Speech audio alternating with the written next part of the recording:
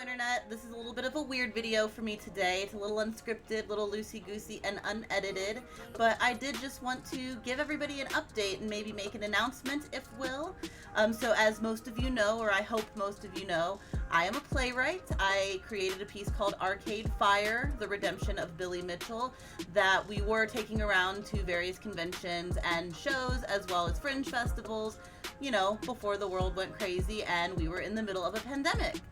So that lent itself to me kind of forging more of my YouTube channel and kind of fleshing out what I wanted that to be, as well as the creation of the CadeCast, which will be a arcade and pop culture webcast show that I am doing with lots of other friends and frenemies that I've met in the arcade community. I think it's going to be a really good time. It's all in good spirits, all in good fun, so hold your hate until we get an episode out. But what I wanted to talk to you guys about today is kind of the direction in which I want to take my personal YouTube channel. I don't really have a huge interest in the commentary type videos that I have been putting out, the Redemption of Billy Mitchell series, if will. That's very much a passion project for me, just because as a writer, as any sort of person who values journalism or the power of YouTube, the power of comedy, I don't really like one-sided narratives, and that's kind of what Billy's story has been on the internet. So that is just a personal project for me. That doesn't represent the CadeCast. That doesn't represent my channel. But what does represent my channel is my creation as a writer and my work as a playwright, which admittedly is a little stunted right now in the middle of a global pandemic, which is why I'm here to talk to you guys about an upcoming project that I am starting. So one staple of my work is that I do like to work in pop culture references and nostalgia references. Actually, my first musical has a video game character who is the villain, so maybe I knew what I was getting into when I came over here to the arcade, but that is neither here nor there. Another staple of my work is that I tend to create universes and characters that I like to use for extended periods of time. In fact, this book over my shoulder, one of my published plays, is a trilogy of plays that follows a group of friends for 10 years. This is just how I have existed as a writer in my theatrical work, and it's becoming something that is kind of where I'm going to go in my arcade theater work. Project in question that I want to announce is Kong Court. I have joked about it for so long, I've decided to just do it. Kong Court is going to be very friendly, it's going to be very silly, it's going to be the same level of parody and goofiness, and you cannot equate this as my real thoughts on it, my real feelings on it, any real theories on it. It is not meant to hurt anyone. It is not meant to hurt the arcade culture. It is not propaganda. It is a comedy. I even did a recent interview with Billy, and he brought up that there's stuff in Arcade Fire that kind of rubs him the wrong way. So I'm not here to ego stroke any one person. Obviously, I have my friendships and my friend circles in the arcade community, as well as anybody else who creates content for the community does. So, you know, I'm human. I side with who I side with, but that is something that I try to keep out of the nature of my work. I think that it's important to portray characters in a way that's honest to the character. So if my Billy Mitchell character has an egotistical side, that might come from some truth, but it's not going to come from a mean spirit. Same if maybe my Steve Wiebe has an obsessive side about beating Billy. That's not coming from a mean place to Steve, that's just coming from a necessary character element to tell my story. So I did want to preface Kong Court with that. It's not a slam piece, and it's not anything that I am putting out to brutalize any of the bad guys of this piece. I do want to use this as the overall frame for the content that I will be putting out for the rest of the summer, as well as into the fall, though. So what I'm talking about there is I find that a lot of people, they come to see Arcade Fire, or they come and meet up with us at a convention, and they don't exactly know what it is to create a musical or what it is to create a theater piece, which is what my forte is. So where I sit at these panels about, you know, how to fix a Donkey Kong or how to, you know, recap a monitor, I might not know what you guys are talking about. but you guys don't know how I've created my work. So that's the direction that I think I'm going to be taking my personal channel in, not the CadeCast channel. I want the CadeCast to have its own channel because I'm working with several different people. That's not just my voice. That's, Blake Renke's voice. That's Robbie Lakeman's voice. Walter is a staple cast member. Todd Friedman. We have a lot of great people that come in and out of the CadeCast. And we're not all in agreement on everything. That's why I picked the cast the way I picked the cast. I want people to be able to enter into discussion. I think that's what makes an interesting talk show and an interesting cast. But with my personal channel, it's my personal channel. So with that said, I think I'm going to use my personal channel now to make some videos about the making of and kind of the backstage of what the creation of these pieces looks like. And I think Concourt is going to be a very interesting thing, not only for my theater fans and friends, but my arcade friends and fans and frenemies, because I do the arcade stuff for the positive reinforcement that I get. Just fucking stupid bitch, that's why. But I want to create a channel that is going to be more descriptive about what the experience is right now in creating theater, because like I said earlier, we are in the middle of a global pandemic that has stunted really everything that I do. I'm not going out to conventions. I'm not able to have audiences of 50 to 100 people. It's just not possible. It's not safe.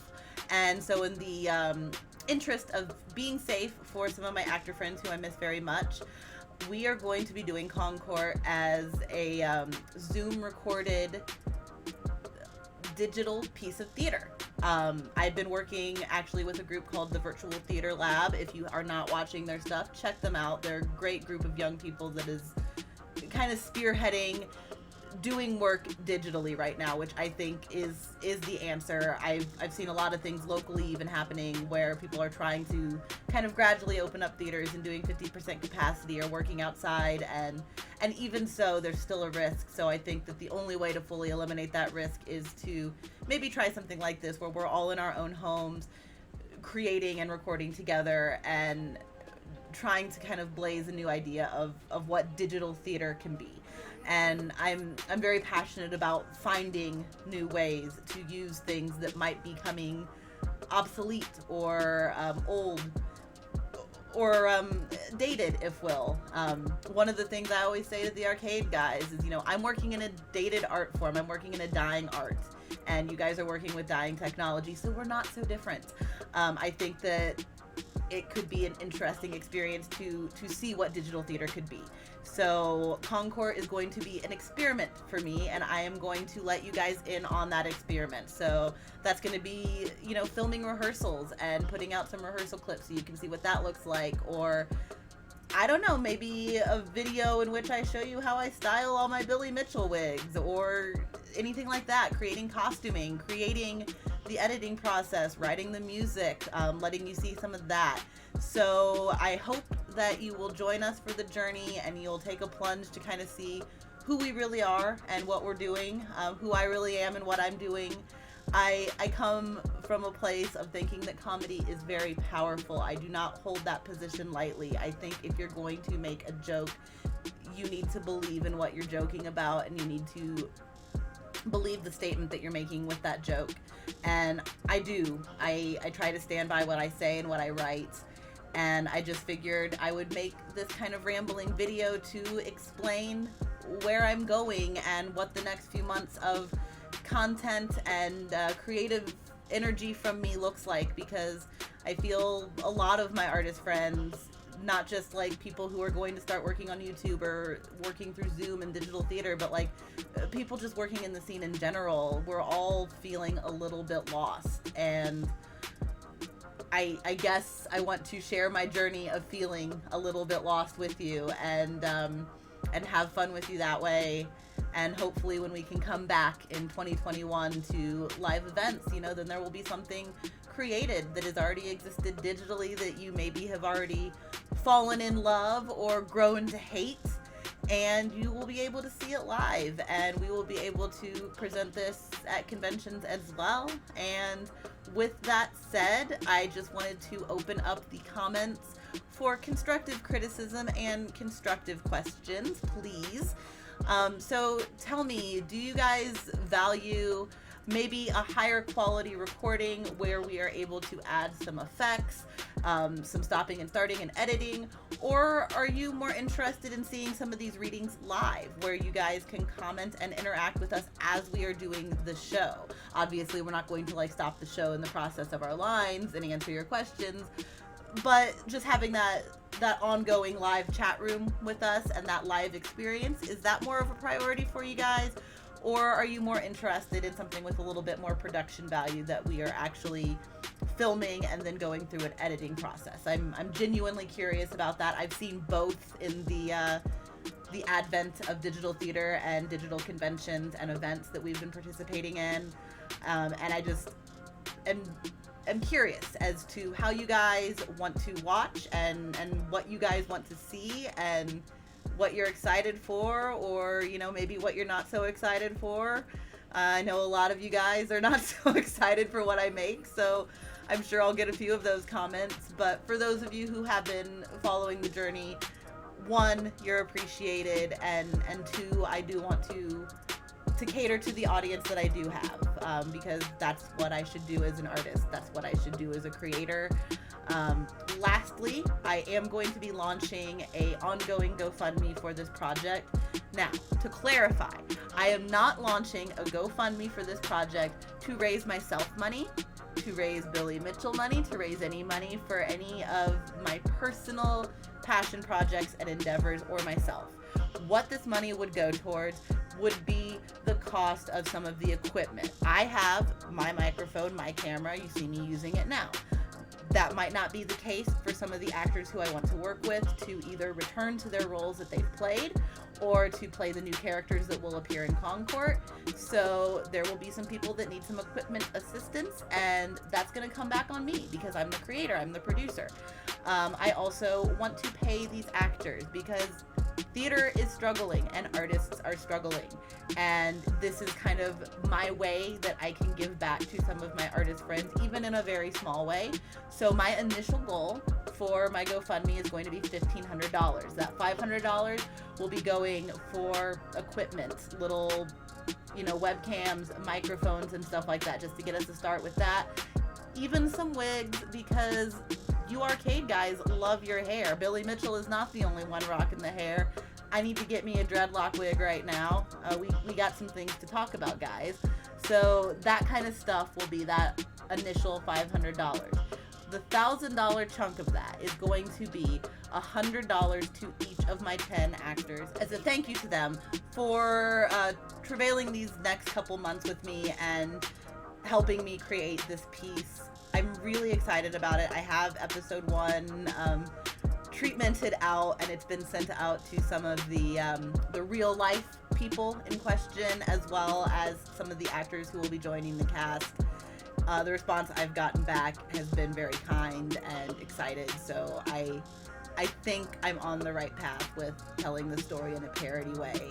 I hope you guys can enjoy it and appreciate what I'm trying to do. This is not to make fun of people. This is to have fun with people. So with that said, that's the announcement. Concourt is happening. Concourt will begin soon. It's about to adjourn, however you want to put it.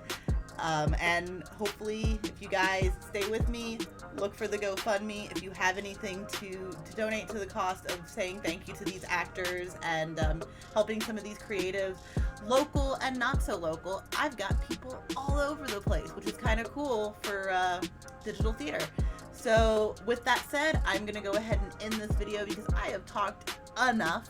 I don't like making these videos, but I'm trying to get myself out there and get, I guess, my my personality out there a little bit more, so that can be a little less speculative and more cited evidence. Go ahead and share this on the various forums. I don't mind.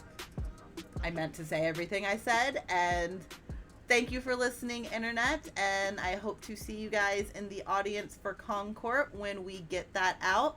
And please stay tuned for episode 1 of the CadeCast. I am looking at a August 15th release date for that. So August 15th should be episode 1.